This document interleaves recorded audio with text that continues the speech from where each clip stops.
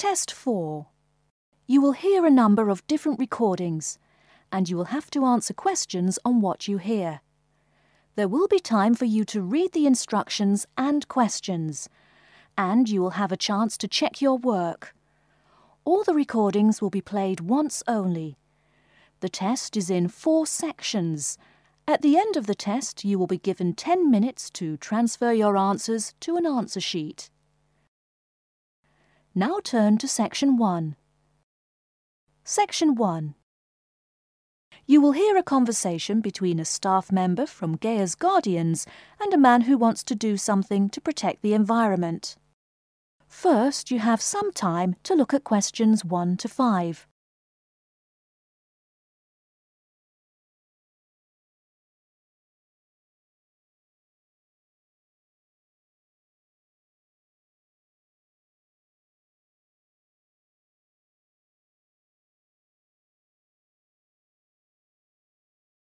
You will see that there is an example which has been done for you. On this occasion only, the conversation relating to this will be played first. Hello, how may I help you? Well, I've been seeing these yellow boxes in front of a lot of houses in my neighborhood. Just wondered what they were for. I noticed your phone number on all of them, so I called. Could you tell me about your business? We do recycling, but we're not a business. Gaia's Guardians is a non-profit group. We encourage recycling as a way of protecting the environment. The woman says that they encourage recycling as a way of protecting the environment. So, recycling has been written in the space. Now we shall begin. You should answer the questions as you listen, because you will not hear the recording a second time. Listen carefully and answer questions 1 to 5. Hello, how may I help you? Well, I've been seeing these yellow boxes in front of a lot of houses in my neighborhood. Just wondered what they were for. I noticed your phone number on all of them, so I called. Could you tell me about your business? We do recycling, but we're not a business. Gaia's Guardians is a non-profit group. We encourage recycling as a way of protecting the environment. I don't know. I mean, it is a good idea, but I really don't read the newspaper every day or anything. And we don't come collect newspapers every day. In fact, we only do pickups every other week. Oh, well, then maybe I could help. I mean, in my neighborhood, there's too much rubbish lying around everywhere. I'd like to help out, I guess. That's great, sir. You're doing the right thing. Okay, I need to get your contact information. What's your name, please? Peter Wisrow. Peter, how do you spell your last name? Wisrow? No, actually, it's Wisrough. Oh, I'm sorry. I'm a terrible speller. You're a good speller. It's just that my family are terrible pronouncers. You're quite a card, Peter. Okay, now what's your address? Number 168 Bridge Road. That's here in London. How about if I have any questions? I'm sending you a copy of our booklet too. The booklet has our phone number and our email address, helpline@blackcat.com. That's HELPLINE @BLACKCAT.com. But I nearly forgot to ask, what's your postcode? BS97PU. PS97BU? No, that's B as in boy, S97P as in Peter, U. Before you hear the rest of the conversation, you have some time to look at questions 6 to 10.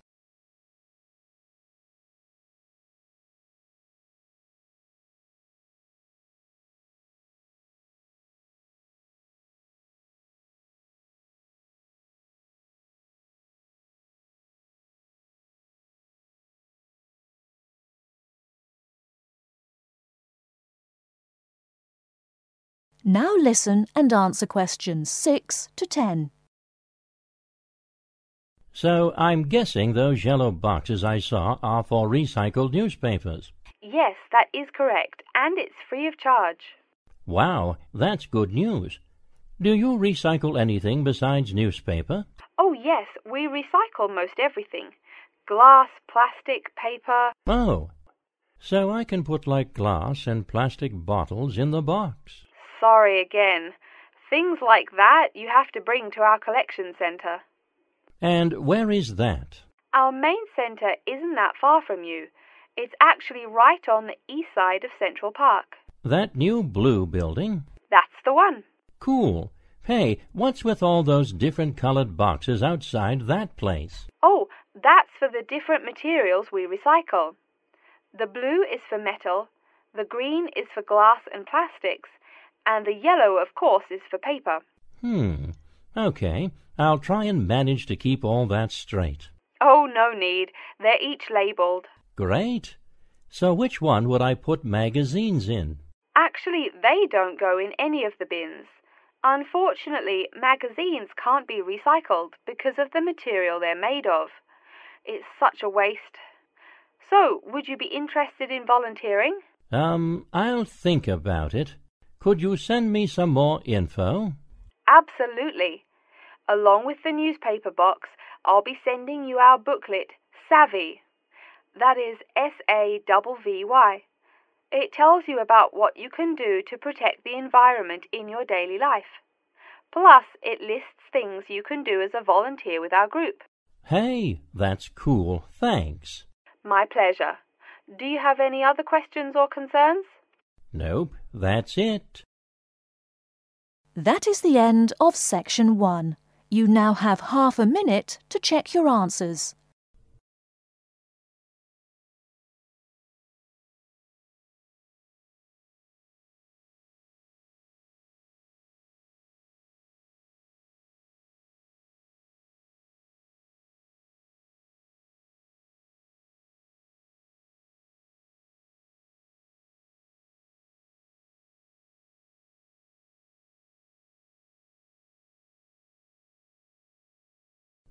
Now turn to Section 2.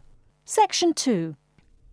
You'll hear an introduction about how to make a resume and apply for a job. First, you have some time to look at questions 11 to 17.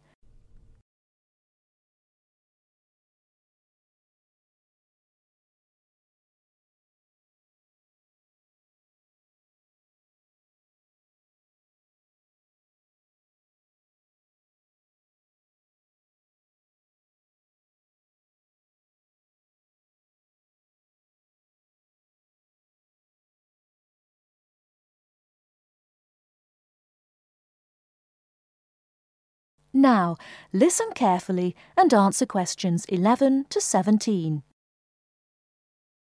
Welcome everyone to today's seminar on CV and interview skills.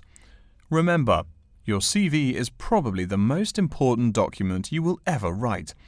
It opens the door to your career, and that job interview is probably the most important meeting you will ever attend. It's like stepping through that open door. So let's roll up our sleeves and get down to work, shall we? First of all, I cannot possibly tell you everything you need to know about writing a resume in the time we have. But let me tell you that there are dozens of great websites on the internet. These will give you all the suggestions you need. If you look at the paper I gave you, you will see a list of the dozen most popular sites. I can mention a couple of important points, however. One is that your CV or resume should not be too long. A page is about right. Why? HR departments do not have the time to read long documents. Too many people are sending too many CVs. After all, the economic crisis of 2008 is still very much alive. Everyone needs a job now. No matter how short you make that resume, though, you do not want to forget to tell HR how to contact your references. References are people who will give you a recommendation for a job. That's usually an ex-boss or a professor who knows you well. Do not use relatives. I don't care how much your mum loves you. Also, when you send that CV, be sure to include a typed cover letter. A cover letter is a letter where you basically are asking for a job. It's like introducing yourself. Make it brief. The real information about you is on that CV of yours, and please make sure the letter is typed. It doesn't matter if your handwriting is beautiful or not. Companies only read typed letters. Another point about CVs is you should try to have an attractive layout.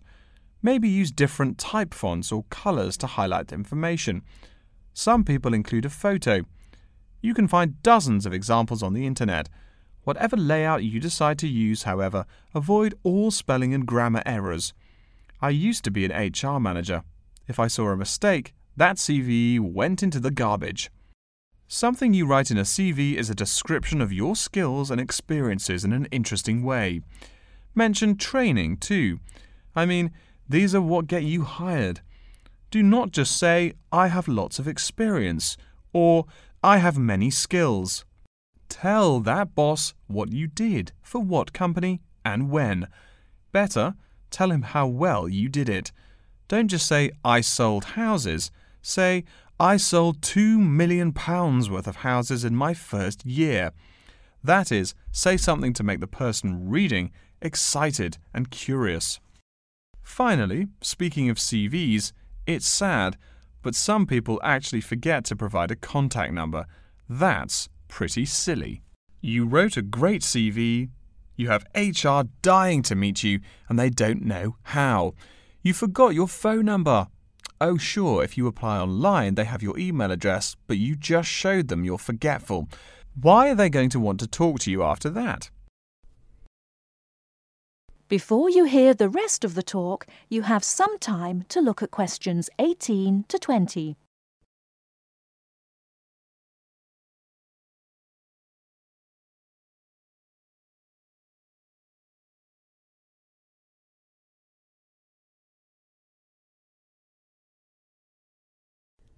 Now listen and answer questions 18 to 20. Alright, moving on to the actual interview. I'll go over what you need to know by the end of it and what you can discuss and negotiate on later once it looks like you'll be offered the job. First, there's working hours. It's not that necessary to hammer out the hours off the bat, especially since it's easy to come off as lazy when the first thing you bring up is how much you're going to have to work. You can also find out more about possible promotions later on. It is important, however, to get a feel for how much you'll be paid. You should make sure the salary range is commensurate with what you're worth, and if you're not, you can move on to better opportunities. Being sure you're going to make what you want to live on is much more important than issues like your pension. You're all so young that your pension is not going to matter for quite a long time. You should find out about what skills you must know for the job and what they'll teach you. In addition, if the company will provide training, you should find out how long the training period is and whether it is paid. Beware of any jobs that want you to train for a long time without appropriate compensation. Speaking of compensation, find out about holidays as well. Do you get paid vacation time? Are you allowed to take personal days? Do you have to work on national holidays? Once you work out these main issues, you can move on later to details like the location and expected attire and whatnot. Wow, that's a lot of information. Let's take a break so you can think everything over and ask any questions you may have. Don't hesitate to come and see me if you need any clarification on all this stuff. That is the end of section 2. You now have half a minute to check your answers.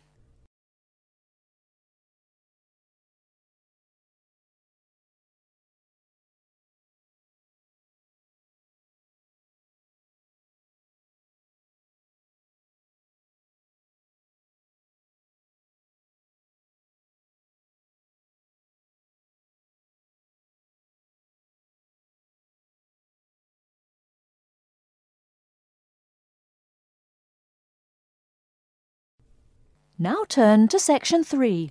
Section 3. You will hear a man called Frank talking to Dr. Lindsay about what he should study if and when he returns for further classes. First, you have some time to look at questions 21 to 25.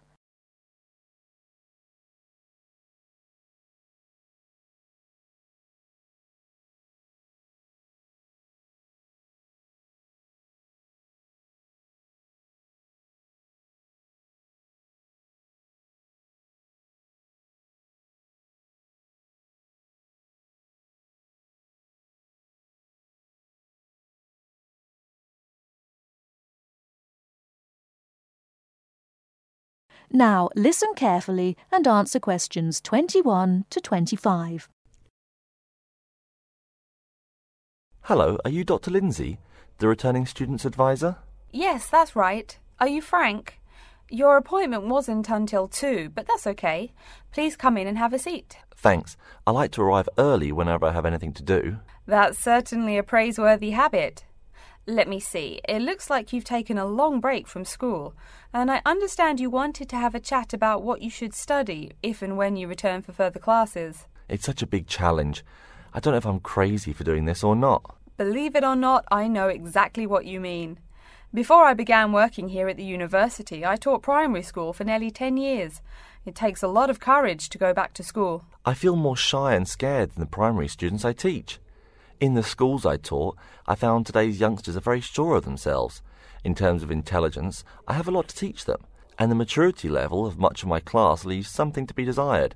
But in terms of confidence, wow, a lot more confident than I am now, that's for sure. Stop fretting. A brave man is a coward who refuses to run. Let's talk about your strong points. You seem an intelligent man. What is it you would like to study? You see, I've been teaching children for a few years, but I think I'm happier teaching adults. I think teaching students in middle school is much more satisfying because they end up being much more grateful for your work. If I may ask, what got you interested in teaching adults? A lot of things, I guess.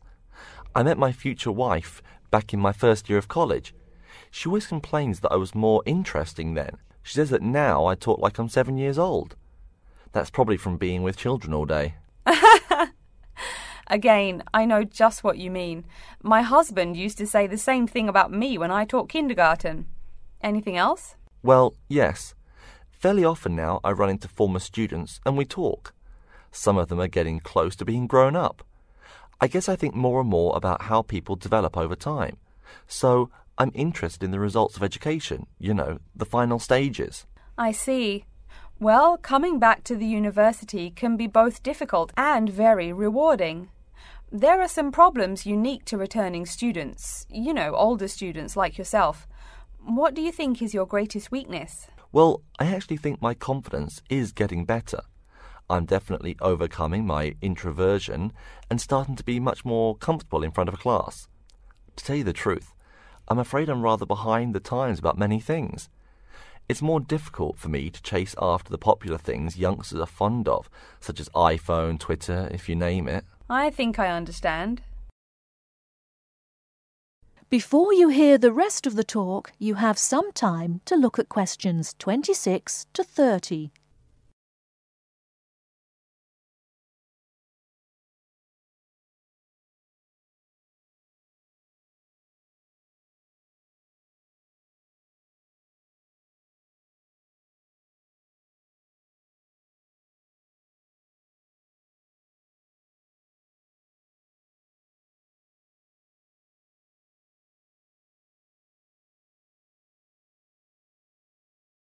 Now listen and answer questions 26 to 30.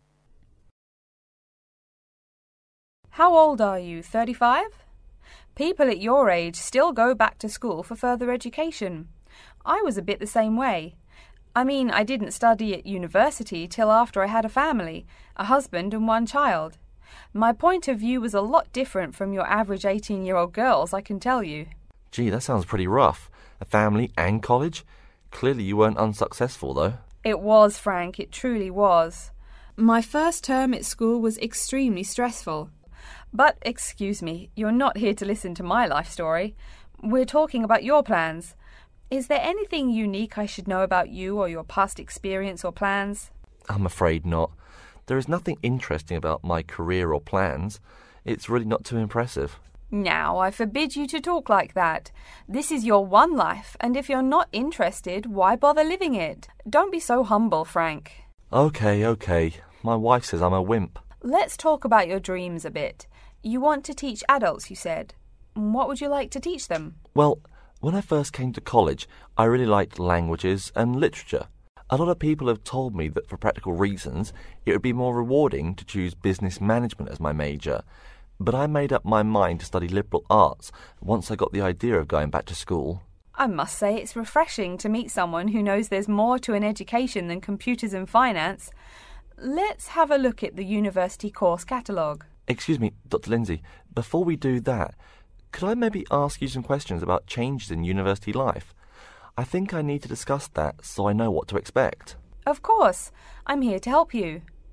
The biggest thing to get used to is the change in technology. Professors present things on huge screens, many of which are interactive computerized whiteboards. You can write on them still and use them like a touchscreen. They're really handy. No more sloppy scribbled notes on the projector. Let's see, I doubt you'll be living in student housing, so I won't go into all the improvements there. Another major change that you'll enjoy is the plethora of resources available for students.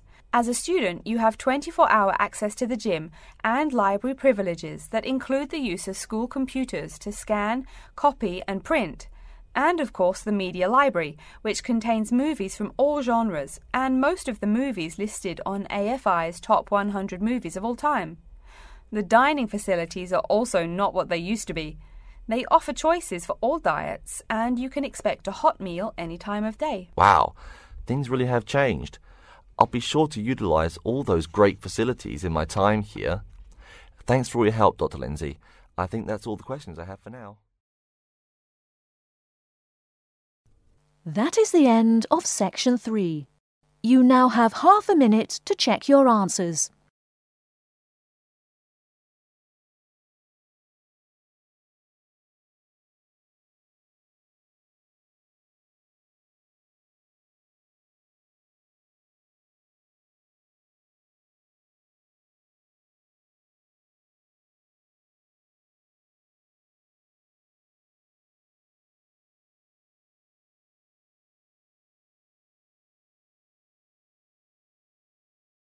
Now turn to Section 4. Section 4. You will hear an introduction about the curriculum and facilities of Wasamata University. First, you have some time to look at questions 31 to 40.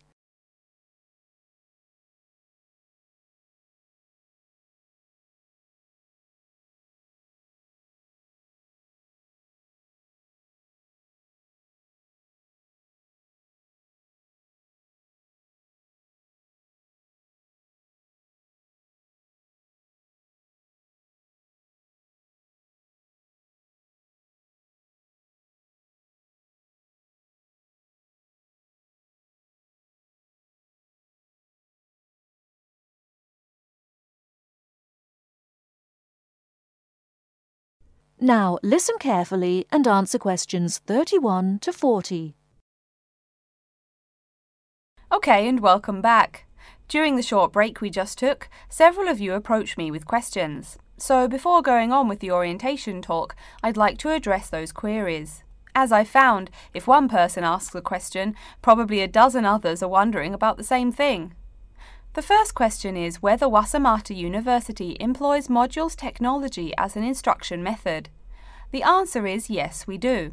At least that's what the university catalogue says. If some of you don't understand what modules technology is, don't worry. I googled the word but couldn't find it. Apparently, though, it's a method of broadband wireless access. At least that's what an American company's website told me. But again, don't worry. If you need to know something more, your professor can tell you. Another question someone asked me was what tomorrow's workshop on research methods and skills was about. Well, research skills include any method you can imagine for finding and presenting any information you need. That's not just schoolwork either. Writing English, the native language for most of you, and finding a job are also research skills. And yes, those will be addressed in tomorrow's workshop. As you know, Wasamata University is one of this country's premier universities for the study of the dismal science, economics. Some of you, it seems, want to get a jump on their classmates. During the break, half a dozen of you came up and asked me where to find economics tomes. I know it's odd, but this school's library holdings are divided up between two libraries. Economics books are in the old library. If you look out of the window behind me, you can see it. It's the red brick building. Oh, before I forget, you economics types also need a lot of math, am I right? Well, those math books are neither in the old library nor in the new one.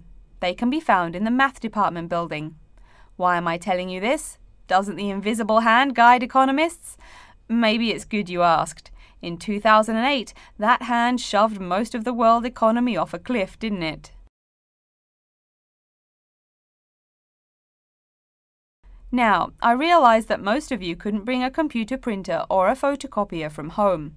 So I'm sure you're already wondering where you can copy things like term papers, internet articles, and things like that. I have some good news and some bad news. The good news is that there are a number of places you can make copies. These include both libraries and the Student Union building.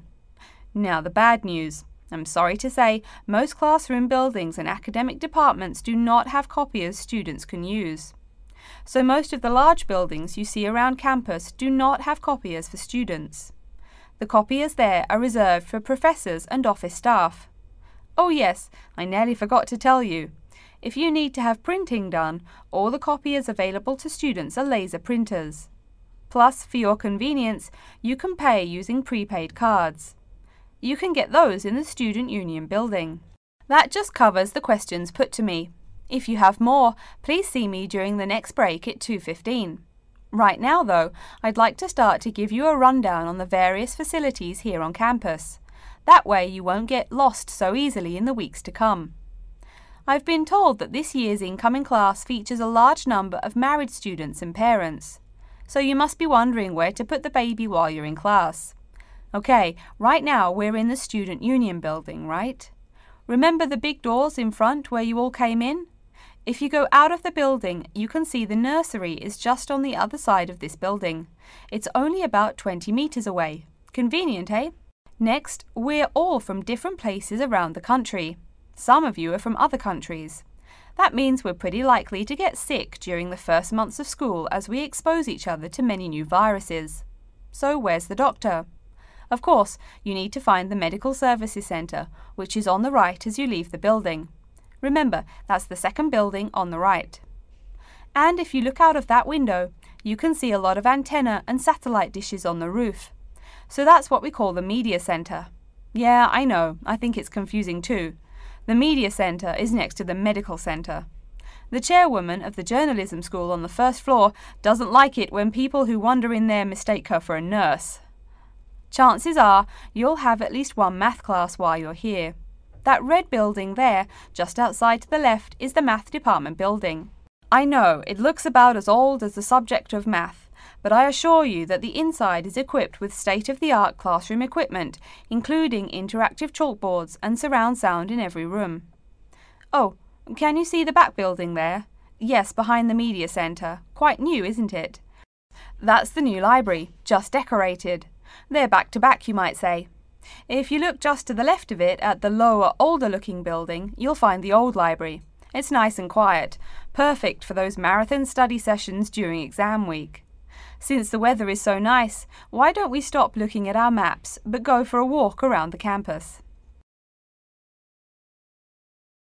That is the end of Section 4.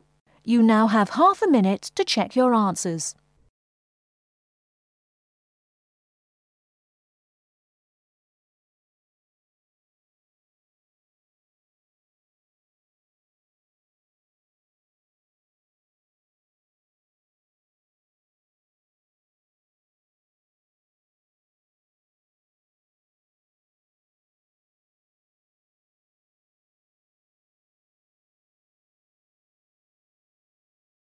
That is the end of the listening test. In the IELTS test, you will now have 10 minutes to transfer your answers to an answer sheet.